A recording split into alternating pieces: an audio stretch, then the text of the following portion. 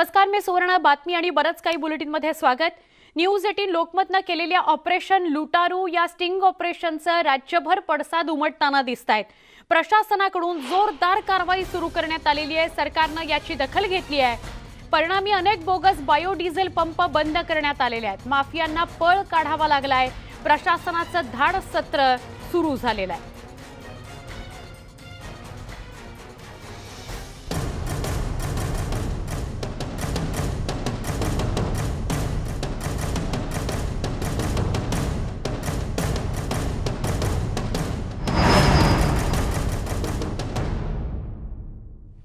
वर्षाला 72,000 कोटीचा भ्रष्टाचार या बायोडिझेलच्या मागे लपलेला आहे. आणि बायोडिझेल म्हणून जे विकलं जातंय ते बायोडिझेल सुद्धा नाहीये. राज्यातल्या बोगस बायोडिझेलचा न्यूज 18 लोकमतनं पर्दाफाश केला आणि सरकारला त्याची दखल घ्यावी लागली. गृहराज्यमंत्री शंभूराज देसाई यांनी सातारा पोलीस अधीक्षक कार्यालयात व्हिडिओ कॉन्फरन्सिंगद्वारे पोलीस अधिकाऱ्यांशी संवाद साधला, त्यांच्याशी संपर्क केला.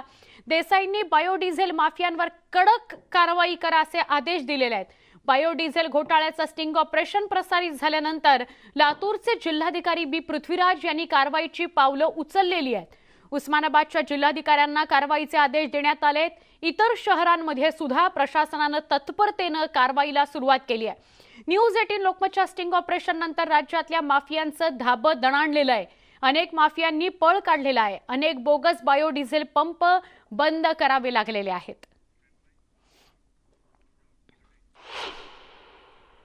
राज्यातल्या बोगस बायोडिझेलचा न्यूज 18 लोकमतनं स्टिंग ऑपरेशन करत पर्दाफाश केला. या प्रकरणाची दखल राज्याचे गृहराज्यमंत्री शंभूराज देसाई यांनी घेतली.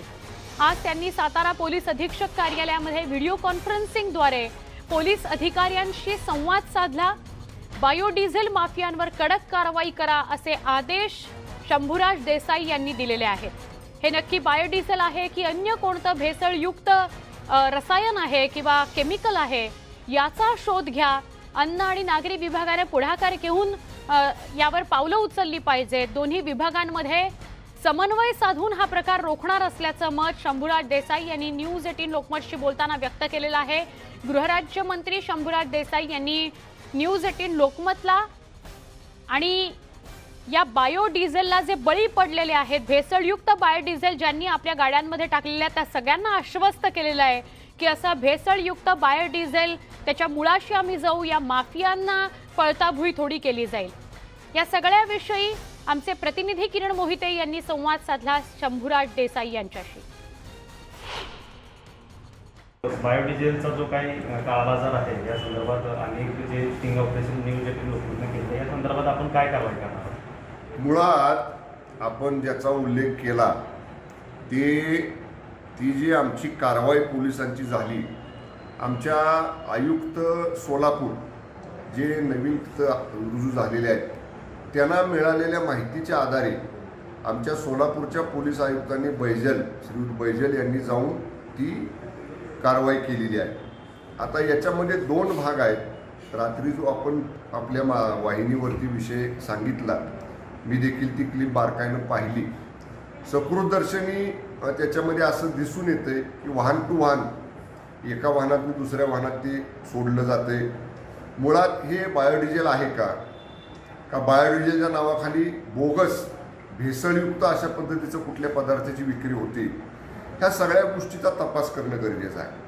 मी आजच म्हणजे रात्री ही माहिती समोर आल्यानंतर मी राज्याचे माननीय पोलीस महासंचालक, अतिरिक्त पोलीस महासंचालक आणि राज्यातल्या सर्व ग्रामीण विभागाचे रेंज IG यांच्याबरोबर आत्ताच मी व्हिडिओ कॉन्फरन्स केली.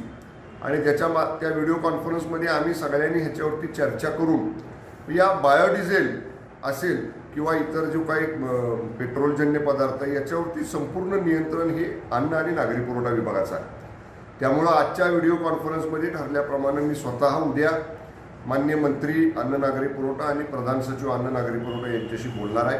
कारण ज्याच्यावर नियंत्रण अन्न नागरी पुरवठा विभागाचं आहे त्यांनी याच्यात पुढाकार घेणं गरजेचं आहे. त्यांनी निश्चितपणानं जर ह्याच्यात पुढाकार घेतला, आमचे पोलीस तर घेतीलच. उद्या तुम्ही म्हणाल की मग कुणीतरी भेसळ करतंय, बेकायदेशीर विकतंय, ती पोलिसांचं काम नाही का? 100% पोलिसांचं काम आहे. आम्ही त्याच्यामध्ये निश्चितपणानं कारवाई करू. पण शेवटी जो याच्यामधलं नियंत्रण आहे, जे कंट्रोलिंग अथॉरिटी आहे, ती अन्न आणि नागरी पुरवठा विभाग आणि जिल्हा स्तरावरती अंडर जिल्हाधिकारी आहे. त्यामुळं दोन्ही विभागाचा समन्वय घालून, अन्न नागरी पुरवठा विभागाचा आणि आमच्या पोलीस विभागाचा ग्रामीणच्या याचा समन्वय घालून आम्ही निश्चितपणानं जिथं जिथं महाराष्ट्रात अशा बाबी घडत असतील त्या निश्चितपणानं रोखण्यासाठी, त्याला पायबंद घालायसाठी दोन्हीही विभाग हे संयुक्तपणे मोहीम हातामध्ये घेतील. नक्की त्याच्यामध्ये काही असं सांगितलं जातं की महसूल विभागाचे काही अधिकारी किंवा पोलीसही देखील ह्याच्यामध्ये हप्ता घेत आहेत, असंच एक गौप्यस्फोट काही ड्रायव्हरने किंवा त्या मालकाने केलेला आहे. त्या संदर्भात काय कुणीच केला सांगा ना, मला दाखवा ना. उगाच मोगम काहीतरी बोलणं, उद्या ड्रायव्हर काहीतरी म्हणल, कुणीतरी काहीतरी म्हणल आणि बेछूट आरोप कुठल्याही आमच्या शासनाच्या विभागावर करायची ही चुकीचं आहे. कारण जेव्हा केव्हा आम्ही अशा पद्धतीची कारवाई करतो तेव्हा मग कुणावर तरी खापर फोडायचं काम ही असले माफिया मंडळी करत असतात. असल्या आरोपांमध्ये कुठलाही प्रकारचं तथ्य नाही. आमचे महसूलचे अधिकारी असतील, आमचे पोलीसचे अधिकारी असतील, जेव्हा जेव्हा इनपुट मिळतं आम्हाला, जेव्हा जेव्हा आम्हाला अशी काही माहिती गोपनीय मिळते तेव्हा तेव्हा आम्ही फोर्समध्ये येतो आणि आम्ही अशा कडक कारवाई याच्या अगोदर सुद्धा महाराष्ट्रात केलेल्या आहेत. आपल्या माहितीसाठी सोलापूरच्या CPनी, पोलीस आयुक्तांनी जी कारवाई केली, मुद्देमाल आणि सगळ्या प्रॉपर्टीचं जवळपास 20 कोटी रुपयाची मालमत्ता जप्त केलेली आहे आम्ही. त्यामुळं पोलिसांवर आणि आमच्या महसूल यंत्रणेवर हे माफिया मंडळी ही बेछूट आरोप करत असतात, त्याच्यात कुठलेही तथ्य नाही.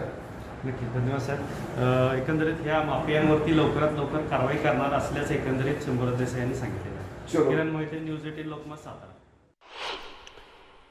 काँग्रेसचे प्रदेशाध्यक्ष नाना पटोले यांनी न्यूज 18 लोकमतच्या स्टिंग ऑपरेशनचं कौतुक केलं. बोगस बायोडिझेलमुळे राज्याचं प्रचंड नुकसान होत असल्याचं त्यांनी सांगितलं. या प्रकरणी नाना पटोलेंनी केंद्रावरही टीका केली.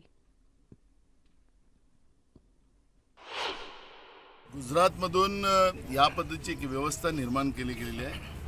केंद्र शासनाचं चुकीचं धोरण बनवून बायोडिझेलच्या नावाने शेतकऱ्यांना फायदा आम्ही देतो. शेतकऱ्यांचा कच्चा माल घेऊन त्याच्यापासून बायोडिझेल तयार करतो आणि मग शेतकऱ्याच्या कच्च्या मालाला जास्त भाव मिळतात. अशा पद्धतीची एक पॉलिसी केंद्र सरकारने बनवली आणि त्याच्यामुळे मोठ्या प्रमाणात बोगस आणि ज्याला जे डिझेलमध्ये असलं पाहिजे ती नसलेली व्यवस्था बायोडिझेलच्या नावाने कमी पैशांमध्ये विकली जाते.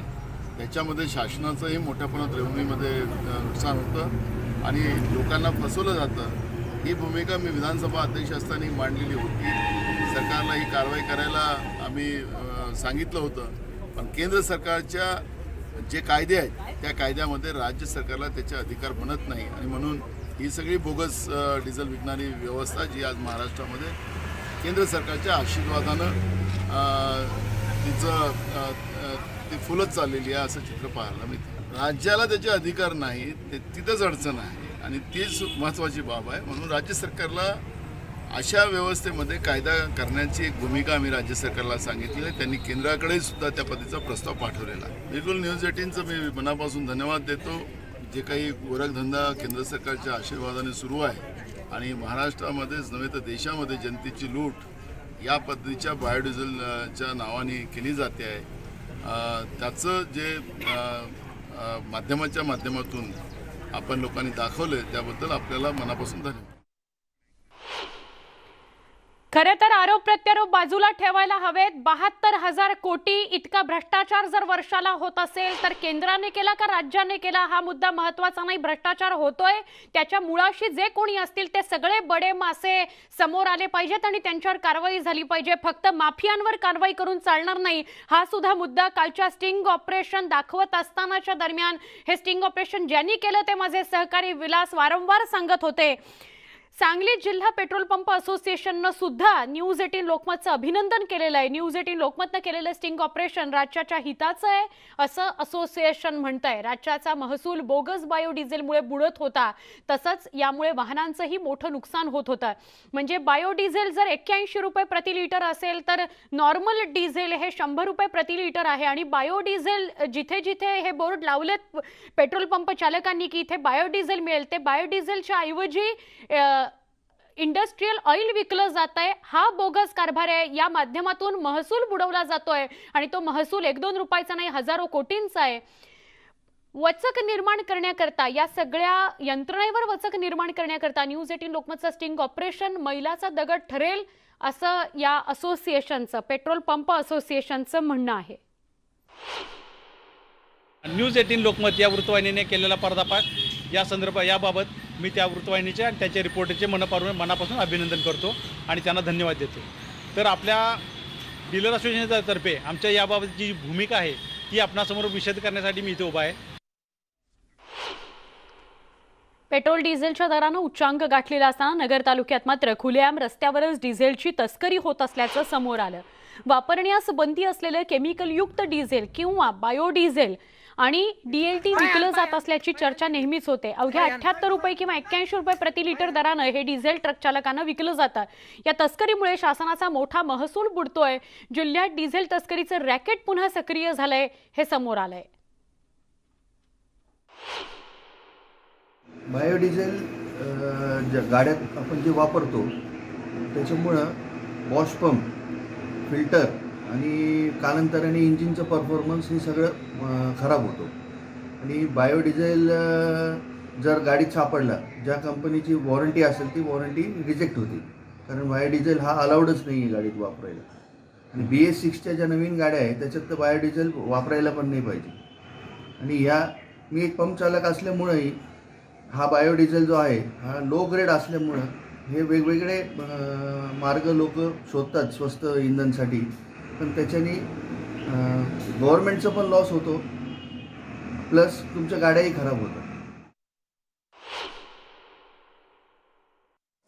एक 5 दिवसापूर्वी अहमदनगरच्या पुरवठा विभाग आणि पोलिसांनी याच ठिकाणी छापा टाकून बायोडिझेल जप्त केलं होतं. त्यामध्ये जवळपास 60,000 लिटर बायोडिझेल या ठिकाणी जप्त केलं होतं. या ठिकाणी आपण पाहू शकतो की या ठिकाणी अन्न नावाचा एक धाबा आहे. त्या धाब्यावरती हा एक बोर्ड फाडलेला गेला आहे. त्या बोर्डवर क्लिअर कट त्या भाषेमध्ये लिहिलं होतं की या ठिकाणी बायोडिझेल मिळेल म्हणून. पण अशा प्रकारे बिनधास्तपणे हे बायोडिझेल विक्री जाते. नगरमध्ये जवळपास 5 ते 6 ठिकाणी याचा विक्री होते. जवळपास हे ठिकाण आहे MIDCमध्ये आहे, किंवा आपण ज्या लोकांशी बोललो की त्या अहमदनगरच्या MIDC असो, प्रामुख्याने तोफखाना, कोतवाली आणि तालुका पोलीस स्टेशनच्या हद्दीमध्ये मोठ्या प्रमाणावरती हे बायोडिझेल विकलं जातं. MIDCमध्ये पाहायला गेलं तर जवळपास 30% डिझेलची विक्री कमी आलेली आहे या बायोडिझेलमुळं. ह्यामुळं ही कारवाई जी होते या कारवाईमध्ये आरोपींना वाचवलं जातं असा आरोप होत आहे. कारण जे कारवाई होते त्यामध्ये फक्त ते पंटर लोक आहेत किंवा स्थानिक ते कामगार आहेत त्यांच्यावरती होते, परंतु मेन सूत्रधार जे आहेत यांच्यावर कधीही कारवाई होताना दिसत नाही.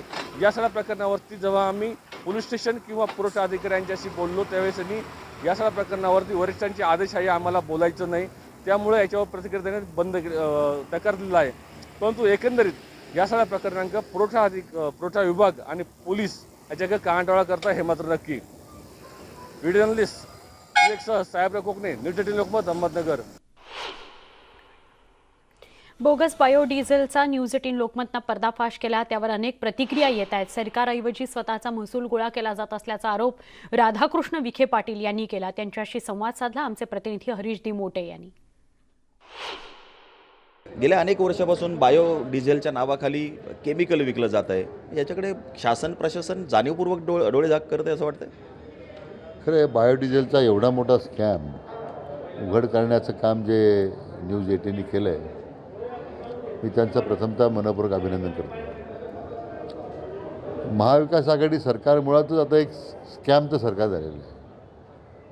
कारण जनाधार नसताना सत्ता मिळाली हाच मोठा स्कॅम आहे. आणि रोज नव्या नव्या भ्रष्टाचाराच्या प्रकरणं बाहेर पडत आहेत. नवीन प्रकरणात ते सरकार अडकत चाललेलं आहे.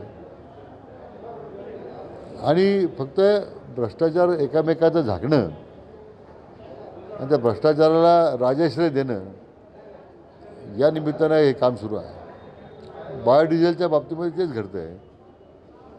महसूल मिळतो या नावाखाली या बायोडिझेलचा जो वर्गधंदा सुरू होता त्याला पद्धतशीरपणे पांघरून घालण्याचा प्रयत्न झाला.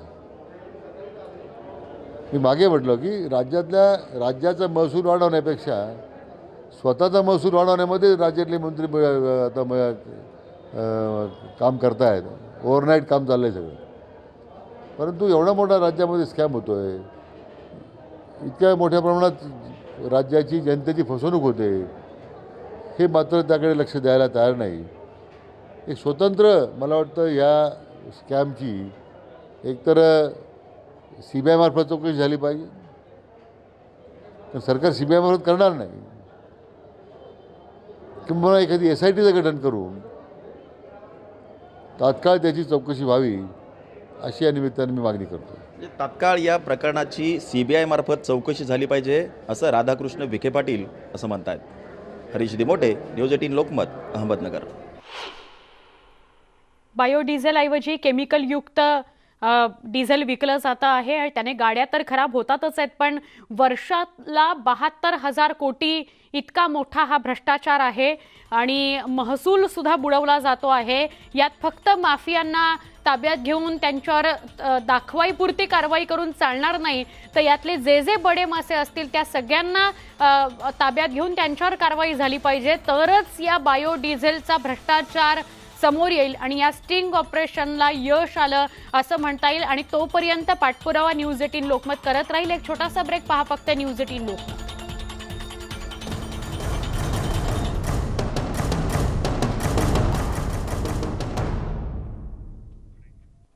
न्यूज 18 लोकमतच्या स्टिंग ऑपरेशन नंतर लातूर जिल्ह्यातील अनेक डिझेल माफिया फरार झालेले आहेत.